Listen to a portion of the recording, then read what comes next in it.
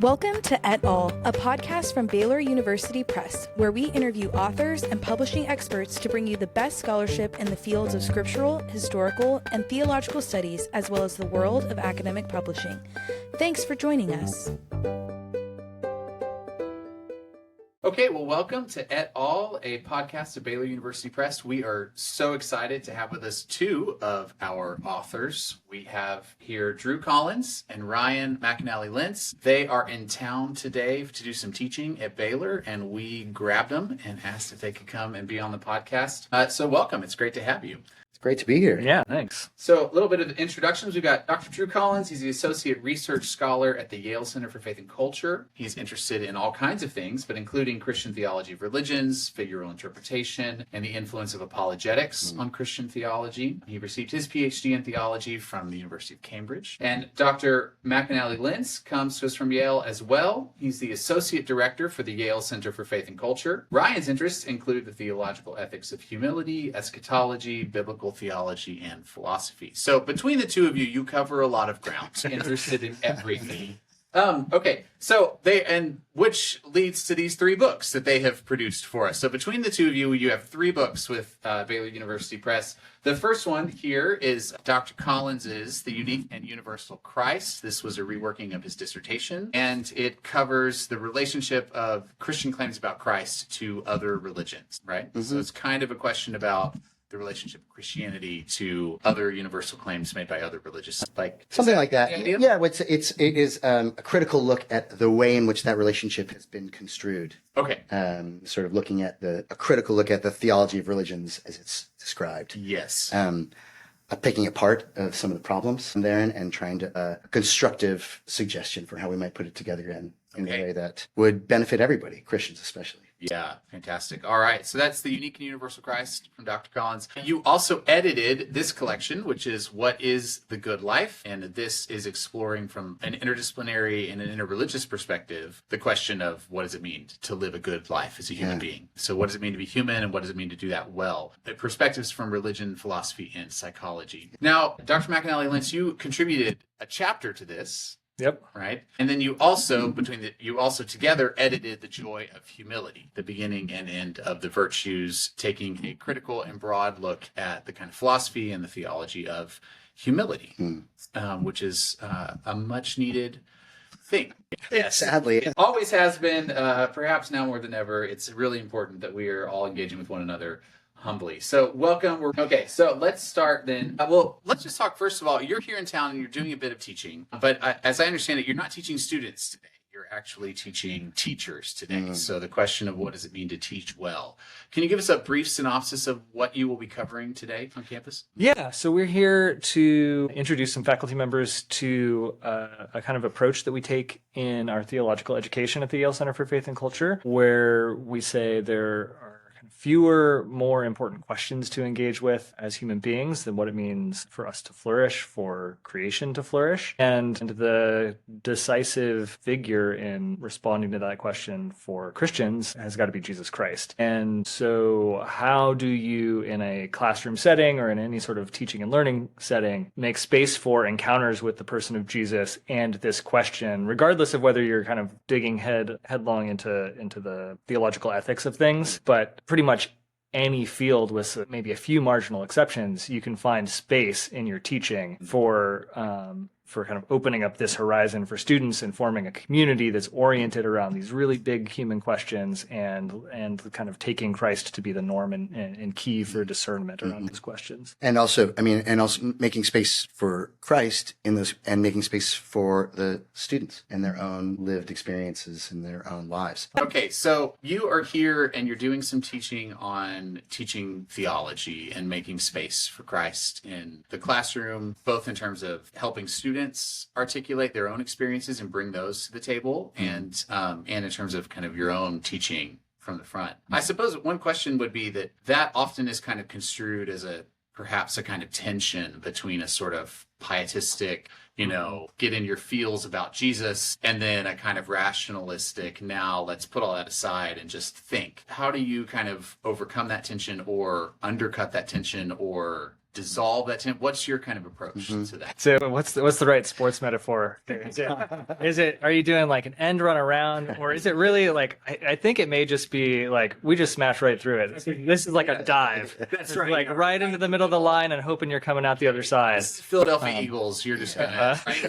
And yeah, I mean, I think so. Our colleague Matt Crosman has this formula that he uses in talking about some of our other teaching that I think applies here, that we're just committed to the possibility that students and faculty can marry the best of their intellectual energies with the deepest of their existential questions. That you really, as human beings, our lives are, I mean, they're differentiated, but they're also wholes, right? And so to think that there needs to be some sort of stark division strikes me as untrue to life, and it's basically going on that intuition and then driving it as far as we can, right? There are things that aren't appropriate in a college classroom. There are appropriate in a church small group and things like you recognize that, but we want to hold very tightly to a high standard of intellectual inquiry as we do these sort of things, but a kind of encouragement, invitation to a sort of personal existential engagement of the whole person, so that we don't wind up in our classrooms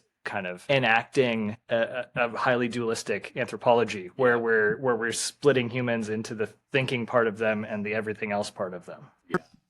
Yeah. And presumably that would not just be true theologically, but also philosophically. If you're asking what is the good life, you know, you don't want students to walk away from that with the kind of performative contradiction of having talked about it for a long time and maybe settled on some best practices or something that then never actually influence their lives, right? So it's perhaps looking toward the whole human being is not exclusively a question about, well, what do we do with Christ? Yeah. Right. It's actually a kind of a total pedagogical question of like, how do we help form human beings? Absolutely. And in that sense, I mean, one of the possibilities that we hold out for our students in these classes is that getting a better grip on culture in all of its complexities and, you know, disformities and things like that, we might understand who Christ is and the claim on our lives that he's making better. And there are ways in which getting clear on what is going on in the world around us might help us to see Jesus better. And understand that. So we're very, very much avoiding any sort of binary opposition between Christ and culture. Yeah.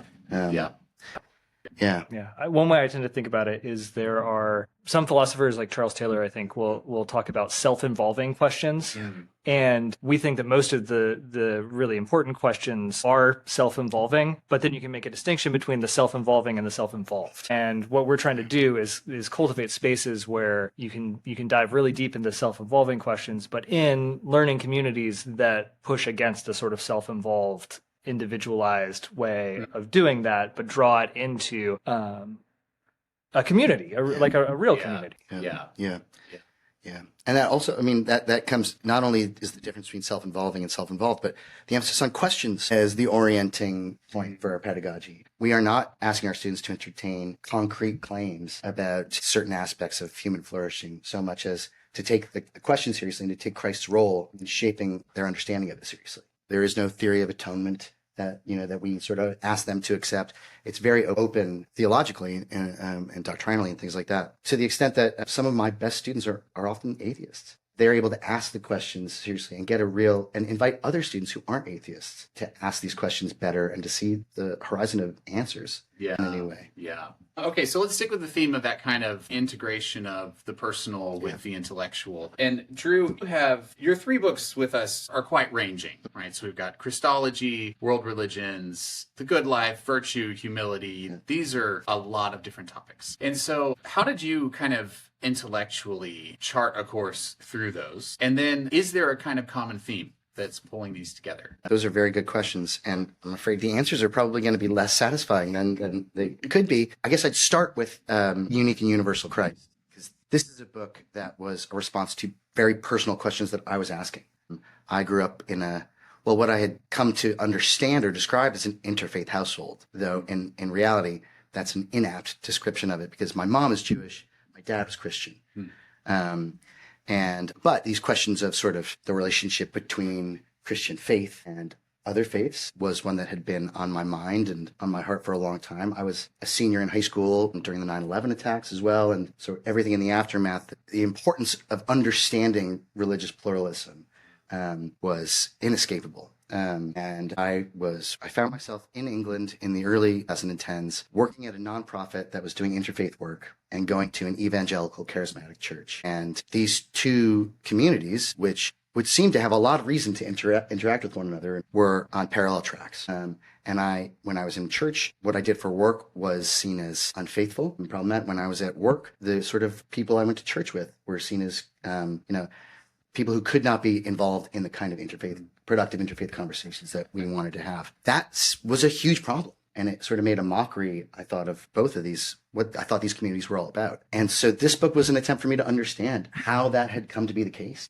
how sincere religious conviction, real faith and trust in the unique and universal significance of Jesus had come to be seen as exclusive of conversations with those who didn't see Jesus in that way, and what it might look like to put it back together again in a way that made what was needed possible, rather. After that, I was lucky enough to get a job at the Yale Center for Faith and Culture. And so for me, these other two books, honestly, to a large extent, came out of being a colleague and being able to and invited to come alongside my colleagues' other interests and research interests. And that it's been a huge gift. One of the things that I'm sure a lot of people who listen to this will know is that academia can be very lonely. It can be very individual. It can be very isolating. One of the things that is truly remarkable about the Yale Center for Faith and Culture, and that's evidenced in these books, is that it is a real collaborative community.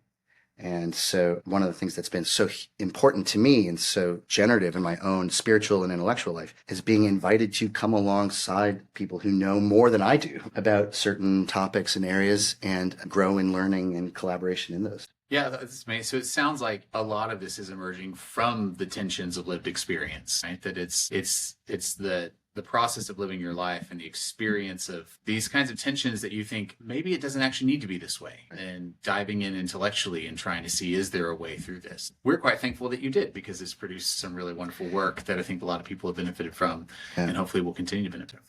Yeah, that's and the contributors of these different books, I think, reveal that as well. We've got these are not just theologians. We've got psychologists, we have utilitarians, we have a variety of different people contributing to books that were ultimately have, sort of theological basis. Yeah. And they come from our own sort of theological concerns and convictions that are shaped by our faith in Jesus. But it's precisely from those convictions that we find it's imperative to open up the conversation. Yeah. So to just take what is the good life, for example, this is drawing on a lot of different perspectives. Could both of you chime in on why is it important to ask this question, what is the good life, in this kind of interdisciplinary, interreligious context? What's the value of having all these different perspectives and answering the question? Yeah. Well, I think it's first thing to do is it underscores an important feature of this question that often gets overlooked, which is we don't all agree on what constitutes a good life. I think there's a trend in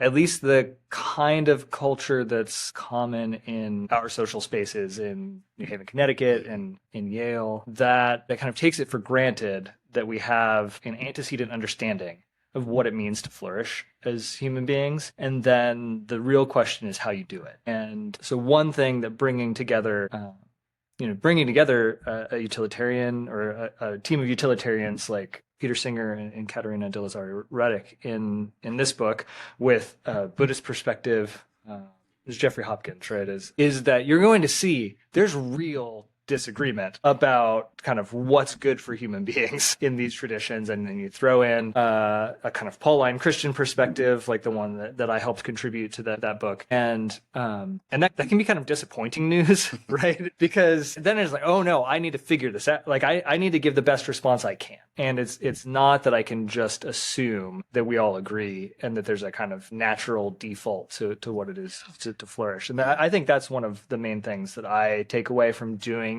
that asking in a pluralistic setting is it helps you see that the disagreements run really deep. Yeah, and I mean, I think also I had a conversation with my students this week about duty and the possibility of doing things for their own sake. We were reading the Bhagavad Gita, and this is in an undergraduate class that we teach called Life Worth Living. So it's sort of for a pluralistic community of undergraduates.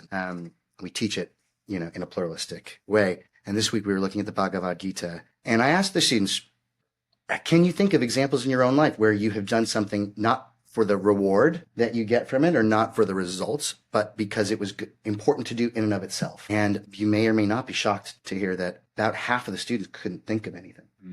And I had one student say, I just feel like we live in a world and we are told that everything is for something else. Everything is instrumentalized. And I've never been asked to think about, to what end? What am I trying to use these tools for? And so I think we find ourselves in a sort of pedagogical context where everything has been instrumentalized all the way down. And asking these questions, introducing these questions, what is the good life, into those pedagogical contexts can be transformative. If nothing else, in helping the students to become aware of the sort of instrumentalizing creep. Absolutely. Yeah, the light bulbs moments for undergraduate students or grad students even. I mean, it's, as a teacher, is always such a joy to be a part of. Even I think back to my own teaching and watching students engage, Plato or Aristotle or Julian of Norwich or whoever we were reading, and to watch them have that moment where they realize there is a question. It's sort of just like just coming to the recognition that there are questions that need answering, and I've found such joy in that as a teacher, even if, this student is going to come up with an answer that I may find, entirely unsatisfactory. That's exactly right. There's a lot of trust, I think, involved in this kind of teaching. And this has been something that we, I think, struggle with in some ways every year and every semester. But there is a difference between getting the students habituated to and interested in, passionate about asking a question, and them answering in the ways that you want them to answer. And I find myself increasingly trusting that if we invite them to ask the question well and understanding its nuance, that even if we're not satisfied with the answers that they are giving at this current moment, they are on a path to answering them better. And that's the beauty about these kinds of questions. They never arrive at a fully formed. I mean, it is always on the way in some ways, and inviting them to see this as the question of their lives invites them, I think, also to see themselves as lifelong learners in ways that we want as teachers, that to stay intellectually engaged and to stay humble. Yeah. So humility is obviously a hugely important feature of all of this in some way or form. So could you talk a little bit about this book? And one of the interesting things I think about this book is if you've never thought particularly critically about humility, you might not realize that it's a bit of a controversial idea. And perhaps even a kind of potentially dangerous one if used incorrectly or in the wrong context. And so especially if in unhealthy power dynamics or things like that. So I wonder if you could both take us into the issue of humility and some of the kind of questions that surround it, and why something that perhaps seems kind of obvious actually is deserving of an entire book. Yeah. So I've been fascinated with how we think about humility for a good long while now. It's one of those things that was so unfashionable that it became fashionable. Everybody noticed that humility was being ignored, and then suddenly it wasn't being ignored. But what came out of that, and this happened in kind of the late 80s, early 90s, as part of, there was this big revival kind of roughly after Alistair McIntyre's After Virtue and in the wake of Elizabeth Anscombe before that, of thinking about virtues. And this was happening among philosophers, theological ethicists in different religious traditions and no religious tradition, right? And when folks started to ask about humility, it was kind of recognized that at least the Christians thought this mattered, but maybe the Christian responses, or the Christian accounts of humility, weren't going to fit in non-Christian philosophical articulations of the virtues. It's kind of, it's no accident maybe that Aristotle doesn't have a virtue of humility. And so there's been a kind of long-running debate over how we should conceptualize it and how humility ought to function in kind of